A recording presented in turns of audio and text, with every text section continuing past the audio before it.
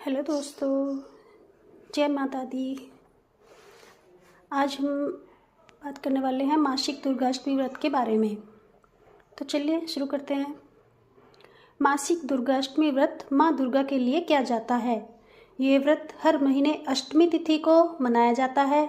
ऐसा माना जाता है कि इस व्रत को करने से नवरात्रि में किए जाने वाले उपवास के जितना ही फल मिलता है। आइए जानते हैं मासिक दुर्गाष्टमी व्रत की कथा के बारे में। मासिक दुर्गाष्टमी की व्रत कथा इस प्रकार है। पौराणिक मान्यताओं अनुसार प्राचीन काल में असुर दंभ को महिषासुर नाम के एक पुत्र की प्राप्ति हुई थी, जिसके भीतर बचपन से ही अमर होने की प्रबल इच्छा थी। अपनी इसी इच्छा की पूर्ति के लिए उसने अमर होने का वरदान हासिल करने के लिए ब्रह्मा जी की घोर तपस्या आरंभ की। महिषासुर द्वारा की गई इस कठोर तपस्या से ब्रह्मा जी प्रसन्न हुए और उन्हें मनचाहा वरदान मांगने को कहा।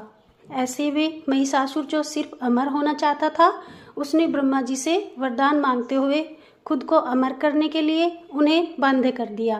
परंतु ब्रह्मा जी ने महिषासुर को अमृता का वरदान देने की बात ये कहते हुए टाल दी कि जन्म के बाद मृत्यु और मृत्यु के बाद जन्म निश्चित है, इसलिए अमृता जैसी किसी बात का कोई अस्तित्व नहीं है।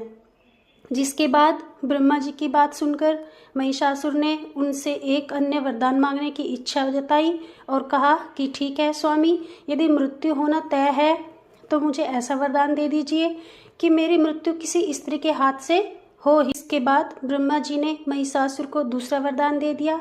ब्रह्मा जी द्वारा वरदान प्राप्त करते ही महिषासुर अहंकार से अंधा हो गया और इसके साथ ही बढ़ गया उसका अन्याय। मौत के भय से मुक्त होकर उसने अपनी सेना के साथ पृथ्वीलोक पर आक्रमण कर दिया।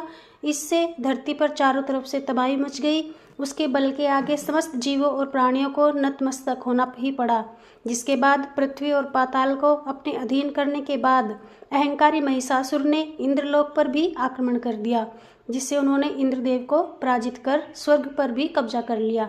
महिषासुर से परेशान होकर सभी देवी देवता त्रिदेवों अर्थात महादेव, ब्रह्मा और विष्णु के पास सहायता मांगने पहुँचे। इस पर विष्णु जी ने उसके अंत के लिए देवी शक्ति के निर्माण की सलाह दी। जिसके बाद सभी देवताओं ने मिलकर देवी शक्ति की सहायता के लिए पुकारा और इस पुकार को सुनकर सभी देवताओं के शरीर में से निकले तेज के एक अत्यंत खूबसूरत सुंदरी का निर्माण किया। उसी तेज से निकली माँ आदि शक्ति, जिसके रूप और तेज से सभी देवता भी आश्चर्यचकित हो गए। त्रिदेवों की मदद से निर्मित हुई देवी दुर्गा को हिमवान ने सवारी के लिए सिंह दिया और इसी प्रकार वहाँ मौजूद सभी देवताओं ने भी माँ को अपने एक एक अस्त्र शस्त्र सौंपे और इस तरह स्वर्ग में देवी दुर्गा को इस समस्या हेतु तैयार किया गया। माना जाता है कि देवी का अत्यंत सुंदर रूप देखकर महिषासुर उनके प्रति बहुत आकर्षित होने लगा और उनसे अपने एक दूत के जरिए देवी माँ के पास विवाह का प्रस्ताव तक पहुँचाया। अहंकारी महिषासुर की इस ओछी हरकत ने देवी भगवती को अत्यधिक क्रोधित कर दिया।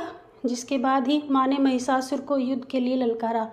माँ दुर्गा से युद्ध की ललकार सुनकर ब्रह्मा जी से मिले वरदान के अहंकार में अंधे हो गए महिषासुर उनसे युद्ध करने के लिए तैयार भी हो गया।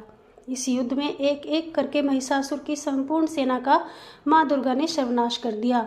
इस दौरान माना ये भी जाता है कि ये युद्ध पूरे 9 दिनों तक चला, जिस दौरान असुरों के सम्राट महिषासुर ने विभिन्न रूप धरकर देवी माँ को छलने की कई बार कोशिश की, लेकिन उसकी सभी कोशिश आखिरकार नाकाम रही और देवी भगवती ने अपने चक्र से इस युद्ध में महिषासुर का सिर काटते हुए उसका वध कर दिया। अतः इस तरह देवी भगवती के हाथों महिषासुर की मृत्यु संभव हो पाई। माना जाता है कि जिस दिन माँ भगवती ने स्वर्गलोक, पृथ्वीलोक और पाताल लोक को महिषासुर के पापों से मुक्ति दिलाई, उस दिन से ही दुर्गा अष्टमी का पर्व प्रारंभ हुआ। बोलिए माँ दुर्गा की जय। हेलो दोस्तों, जय माता दी। ऐसी ही अन्य कथाओं के लिए आप हमारे चैनल पर बने रहिए। तब तक आप हमारे चैनल को सब्सक्राइब कर लीजिए, वीडियो को लाइक कर दीजिए, शेयर कर दीजिए। Thank you.